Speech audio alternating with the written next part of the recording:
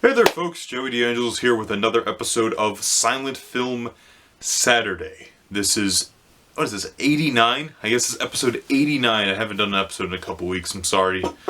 And it's actually a slightly different location, same room where I'm shooting this, but because I'm getting another shelf for my man cave space, I had to move the silent film shelf over here. Begrudgingly a little bit, but I had to, so... This is the video. It's about The Shock, which you might find a little weird because you see Nomads of the North stuff on the cover, and that's because this is a double feature. I reviewed Nomads of the North a while ago on my channel. It's like one of my earlier episodes, probably like in the first 20 or so.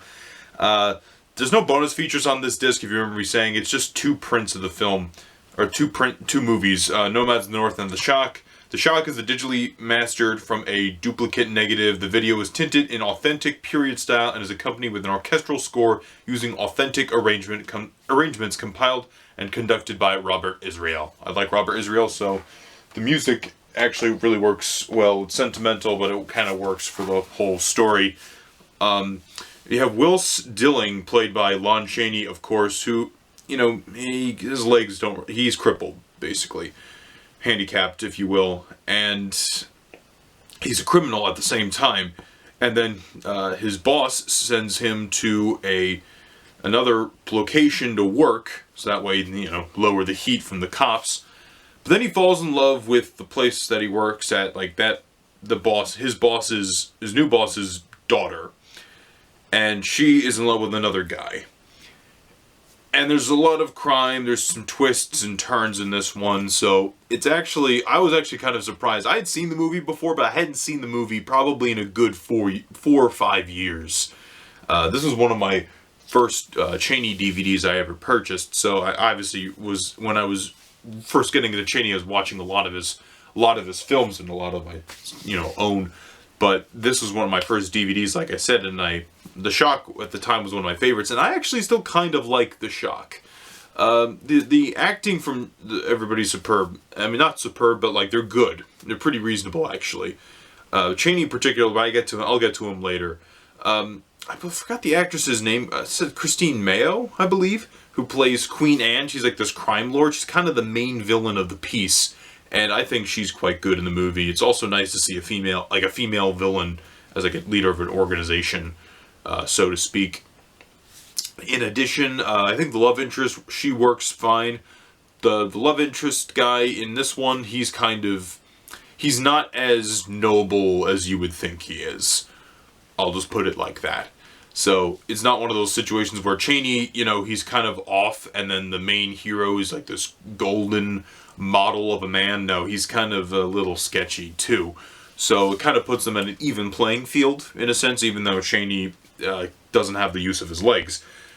And like I said, Chaney's performance in this is really good. Particularly, it was funny because there's so many of them where he either pretends to be crippled or where he is crippled, and he's like sitting there at the table like smoking, and I forgot that he couldn't use his legs in the movie. I just totally, because I knew that happened in the movie, but I was like, oh yeah, he's not like the Blackbird where he pretends to be this guy. I'm like, no, he's really doing it this time around. So that was really interesting. In the beginning of the movie, where he's just sitting there at like this cafe, just sitting there, smoking his cigarette, and you just really I almost got a hint of Bogart a little bit. And I know they've compared him to Bogart on one of the Chaney documentaries, but I don't know, it just gives me that vibe. It's just like this cool edge to him, even though Chaney is not necessarily known for being cool. I mean, I think he is cool, but like a Bogart level like cool, where it's like kind of like, yeah, man. So Chaney also, the pathos with him is excellent. When he sees things bad that happen, his reactions are just perfect. When the fact, the way his movements go, he knows what to do.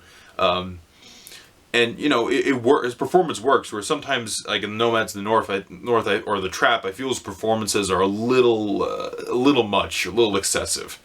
So I would definitely say pick this one up. It's a really good movie, I would say. Chaney's good. I think overall it's pretty good. And then Nomads of the North is eh.